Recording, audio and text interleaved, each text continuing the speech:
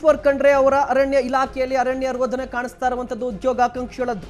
ಒಟ್ಟಾರೆಯಾಗಿ ಈ ಇಲಾಖೆಯಲ್ಲಿ 6337 ಹುದ್ದೆಗಳು ಖಾಲಿ ಇರುವಂತದ್ದು. ತೋಟಗಾರಿಕೆ ಇಲಾಖೆಯನ್ನು ಗಮನಿಸಿದಂತಹ ಸಂದರ್ಭದಲ್ಲಿ 2969 ಅರಣ್ಯ ರೋಧನ ಯಾರಿಗೆ, ಉದ್ಯೋಗಾಕಾಂಕ್ಷಿಗಳಿಗೆ ಅರಣ್ಯ ಇಲಾಖೆಗೆ ಸಂಬಂಧಪಟ್ಟಂತೆ ಒಟ್ಟಾರೆಯಾಗಿ ಈ ಇಲಾಖೆಯಲ್ಲಿ ಖಾಲಿ ಇರುವಂತಹ ಹುದ್ದೆಗಳ ಸಂಖ್ಯೆ 6337. ಈ ಪೈಕಿ ಕೈಮಗ್ಗ ಮತ್ತು ಜವಳಿಗೆ ಬಂದಂತಹ ಸಂದರ್ಭದಲ್ಲಿ 50, ಇದರ ಜೊತೆಗೆ ತೋಟಗಾರಿಕೆ 2969. ಒಂದೊಂದೇ ಇಲಾಖೆಯ ಬಗ್ಗೆ ನೋಡ್ಕೊಂಡು ಹೋಗೋದಾದ್ರೆ ಒಂದೊಂದೇ ಇಲಾಖೆಯಲ್ಲಿ ಮುಖ್ಯವಾಗಿ ಅರಣ್ಯ ಇಲಾಖೆ A grade 112, B grade 178, C grade 4066, D grade 1981. ಒಟ್ಟಾರೆಯಾಗಿ ಇರುವಂಥದ್ದು ಅರಣ್ಯ ಇಲಾಖೆಯಲ್ಲಿ ಗಮನಿಸ್ತಾ ಇರ್ಬೋದು. ಈಶ್ವರ್ ಖಂಡ್ರೆ ಖಾತೆಯನ್ನು ಹೊಂದಿರುವಂಥದ್ದು 6337. ಅರಣ್ಯ ಇಲಾಖೆಗೆ ಸಂಬಂಧಪಟ್ಟಂತೆ ಇತ್ತೀಚೆಗೆ ಸಾಕಷ್ಟು ಪ್ರಶ್ನೆಗಳು ಬರ್ತಾ ಇತ್ತು ಈಶ್ವರ್ ಖಂಡ್ರೆ ಅವರಿಗೆ ಸೆಷನ್ನಲ್ಲಿ. ಈ ಕಾಡು ಪ್ರಾಣಿಗಳೆಲ್ಲ ನಾಡಿಗೆ ಬರ್ತಾ ಇರುತ್ತೆ, ಇದ್ರ ಜೊತೆಗೆ ಯಾವ ರೀತಿ ಸಂರಕ್ಷಣೆ ಮಾಡಬೇಕಂತ ಇಂಟರ್ಲಿಂಕ್ ಇದೆ ರೈತರಿಗೆ ಮತ್ತು ಅರಣ್ಯ ಇಲಾಖೆಗೆ. ಪ್ರತಿ ವರ್ಷ ಒಂದಿಷ್ಟು ತಿಕ್ಕಾಟ ನಡೀತಾ ಇರುತ್ತೆ. ಇದ್ರ ಜೊತೆಗೆ ಅರಣ್ಯ ಇಲಾಖೆಯಲ್ಲಿ ಒಂದಿಷ್ಟು ಹುದ್ದೆಗಳಿರ್ತದೆ, ಫಾರೆಸ್ಟ್ ಆಫೀಸರ್ಸ್ನ ಆಯ್ಕೆ ಮಾಡುವಂಥದ್ದು.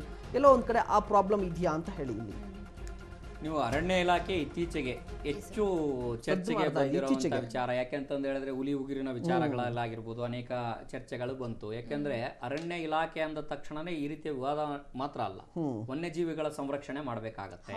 ಅದರ ಜೊತೆಗೆ ರೈತರು ಬೆಳೆದ ಬೆಳೆಯನ್ನು ಕೂಡ ಸಂರಕ್ಷಣೆ ಮಾಡಬೇಕಾಗತ್ತೆ. ಯಾಕಂದ್ರೆ ಕೊಡಗು, ಚಿಕ್ಕಮಗಳೂರು, ರಾಮನಗರ ಈ ಭಾಗದಲ್ಲಿ ನೀವು ಹಳೆ ಮೈಸೂರು ಭಾಗದ ಒಂದಷ್ಟು ಕಡೆಗಳಿಗೆ ಕಾಡಾನೆಗಳ ಹಾವಳಿಗಳು ಜಾಸ್ತಿ ಆಗಿದೆ. ಯಾಕಂದ್ರೆ ಸಹಜವಾಗಿ ಕಾಡಿನಲ್ಲಿ ಆಹಾರ ಸಿಗ್ಲಿಲ್ಲ ಅಂತ ಹೇಳಿದ್ರೆ ವನ್ಯಜೀವಿಗಳು ಬರ್ತವೆ. ಆದ್ರೆ ಅವುಗಳನ್ನ ತಡೆಗಟ್ಟುವಂಥದ್ದು ಯಾವ ರೀತಿ ಮಾಡಬೇಕು? ಸರ್ಕಾರ ಅರಣ್ಯ ಇಲಾಖೆಗಾಗಲೇ ಆನೆ ಕಾರ್ಯಪಡೆ ಯೋಜನೆಯನ್ನು ಕೂಡ ಮಾಡಿದೆ. ವನ್ಯಜೀವಿಗಳ ಸಂರಕ್ಷಣೆ ಮಾಡೋದ್ರ ಜೊತೆಗೆ ಬೇಲಿ ಹಾಕುವಂಥದ್ದಾಗಿರ್ಬೋದು. ಯಾವುದೇ ಅಂದ್ರೆ ನೀವು ಕಾಡು ಒತ್ತುವರಿಗಳನ್ನ ಒಂದು ಪ್ರಶಂಸೆ ಮಾಡಬೇಕಾದಂತ ವಿಚಾರ ಏನಂತಂದು ಹೇಳಿದ್ರೆ, ಒತ್ತುವರಿ ಮಾಡುವಂತ ಅರಣ್ಯ ಭೂಮಿಯನ್ನು ಏನು ಒತ್ತುವರಿ ಮಾಡಿದ್ರು ಅದನ್ನ ಸಮರ್ಪಕವಾಗಿ ಸರ್ಕಾರ ತನ್ನ ತೆಕ್ಕೆಗೆ ತೆಗೆದುಕೊಳ್ಳುವಂತ ಪ್ರಯತ್ನವನ್ನು ಮಾಡ್ತಾ ಇದೆ. HMT ಭೂ ವಿವಾದ ಆಗಿರ್ಬೋದು, ಕುಮಾರಸ್ವಾಮಿ ಅವರ ನಡುವೆ ಮತ್ತೆ ಖಂಡ್ರೆ ಅವರ ನಡುವೆ ಸಾಕಷ್ಟು ಜಟಾಪಟಿ ಆಯಿತು.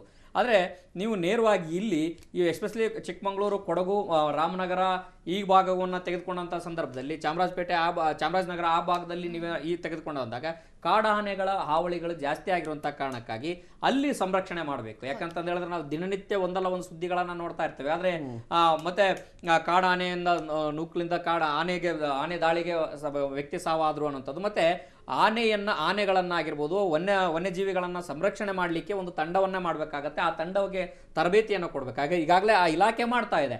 ಆದ್ರೆ ಈಗಿರುವಂತ ಖಾಲಿ ಹುದ್ದೆಗಳನ್ನ ಭರ್ತಿ ಮಾಡಿದ್ರೆ ಆ ಕೆಲಸಕ್ಕೆ ವೇಗ ಪಡ್ಕೊಳ್ಳುತ್ತೆ.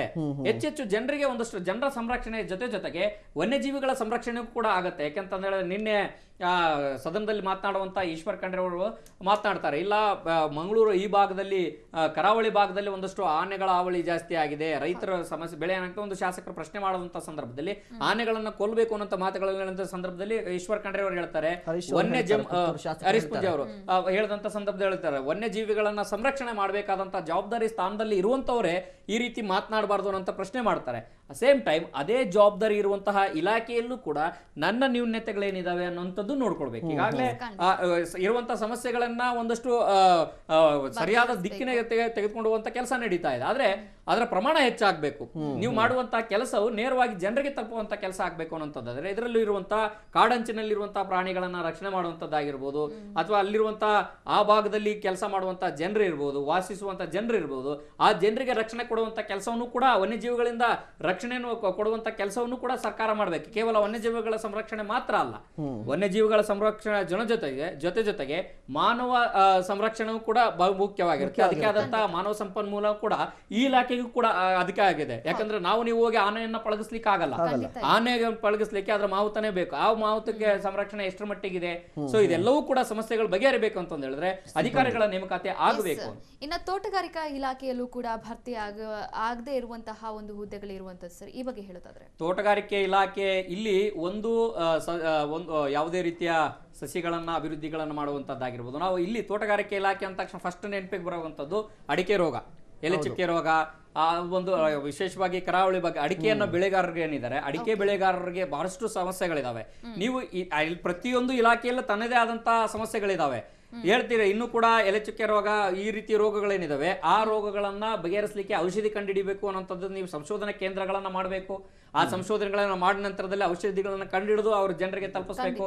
ಅಡಿಕೆ ಬೆಳೆಗಾರರ ರೈತರು ಯಾರಿದ್ದಾರೆ ಅವ್ರಿಗೂ ಸಮಸ್ಯೆಗಳನ್ನ ಬಗೆಹರಿಸಬೇಕು. ಅವೆಲ್ಲ ಆಗ್ಬೇಕು ಅಂತ ಹೇಳಿದ್ರೆ ಅಧಿಕಾರಿಗಳ ಅವಶ್ಯಕತೆ ಇದೆ. ಸೊ ಮತ್ತೆ ನೀವು ಬೇರೆ ಬೇರೆ ರೀತಿಯ ಸರ್ಕಾರದ ಈಗ ಲಾಲ್ ಬಾಗಲ್ಲಿ ಅನೇಕ ರೀತಿಯ ಫಲಪುಷ್ಪ ಪ್ರದರ್ಶನ ಆಗುತ್ತೆ ತೋಟಗಾರಿಕೆ ಇಲಾಖೆಯಿಂದ. ಕೇವಲ ಒಂದು ಸಸಿಯನ್ನ ಬೆಳೆಸುವಂತದ್ದು ಅಷ್ಟೇ ಅಲ್ಲದೆ ಅನೇಕ ರೀತಿಯ ಸಮಸ್ಯೆಗಳೇನಿವೆ. ನೀವು ಎಲ್ಲಾ ಸಮಸ್ಯೆಗಳನ್ನ ಬಗೆಹರಿಸಲಿಕ್ಕೆ ಅಂತಂದ ಹೇಳಿದ್ರೆ ಅದನ್ನ ಗಮನ ಹರಿಸ್ಬೇಕಂತ ಹೇಳಿದ್ರೆ ಸಚಿವರೇ ಹೋಗ್ಲಿಕ್ಕೆ ಆಗಲ್ಲ, CM ಹೋಗ್ಲಿಕ್ಕೆ ಆಗಲ್ಲ, ಅಥವಾ ಒಬ್ಬ IAS ಅಧಿಕಾರಿನೇ ಹೋಗ್ಲಿಕ್ಕೆ ಆಗಲ್ಲ. C group, D group, A group ಅಂತ ಯಾಕೆ ಮಾಡಿದಾರ ಅಂತಂದ ಹೇಳಿದ್ರೆ ಆಯಾ ಇಲಾಖೆಯಲ್ಲಿ ಬರುವಂತಹ ಆಯಾ ಕೆಲಸಗಳಿಗೆ ಅವರವ್ರನ್ನ ನೇಮಕಾತಿ ಮಾಡಬೇಕು ಅಂತ. A ಗ್ರೂಪ್ ನಲ್ಲಿ ನೇಮಕಾತಿ ಆಗಿರುವಂತ ಅಧಿಕಾರಿ ಏನ್ ಮಾಡಬೇಕು, ಏನ್ ಆಗ್ತಾ ಇದೆ ಗಮನ ಹರಿಸಬೇಕು, ಆದ್ರೆ ಮಾರ್ಗಸೂಚಿಯನ್ನು ಕೊಡಬೇಕು. ಅದೇ ರೀತಿ C, D ಗ್ರೂಪ್ ಅಲ್ಲಿ ನೇರವಾಗಿರ್ತಾರೆ, ಅಲ್ಲಿ ಕೆಲಸವನ್ನ ಇಂಪ್ಲಿಮೆಂಟ್ ಮಾಡುವಂತ ನಾವು ಗಮನಿಸಬೇಕಂತ. D ಗ್ರೂಪ್ ಅಲ್ಲಿ ಇರುವಂತಹ ಹುದ್ದೆಗಳು ಸಾಕಷ್ಟು ಖಾಲಿ ಇದಾವೆ. ಅದರಿಂದ ಒಂದು ತೋಟಗಾರಿಕೆ ಇಲಾಖೆಯಿಂದ ನಾವು ಪರಿಸರ ಸಂರಕ್ಷಣೆಯನ್ನ ರಕ್ಷಣೆ ಮಾಡಿಕೊಳ್ಳಾಗಿರ್ಬೋದು ಅಥವಾ ಪರಿಸರವನ್ನು ಬೆಳೆಸುವಂತದ್ದರಲ್ಲಾಗಿರ್ಬೋದು, ಮತ್ತೆ ಜನರಿಗೆ ಒಂದು ಒಳ್ಳೆ ಉಸಿರನ್ನ ಕೊಡುವಂತ ವಿಚಾರದಲ್ಲಾಗಿರ್ಬೋದು, ಎಲ್ಲಾ ವಿಚಾರಗಳನ್ನ ತೆಗೆದುಕೊಳ್ಳುವಂತ ಹೋದಾಗ ತೋಟಗಾರಿಕೆ ಇಲಾಖೆ ತನ್ನದೇ ಆದಂತ ಕೆಲಸಗಳನ್ನ ಮಾಡೋದು.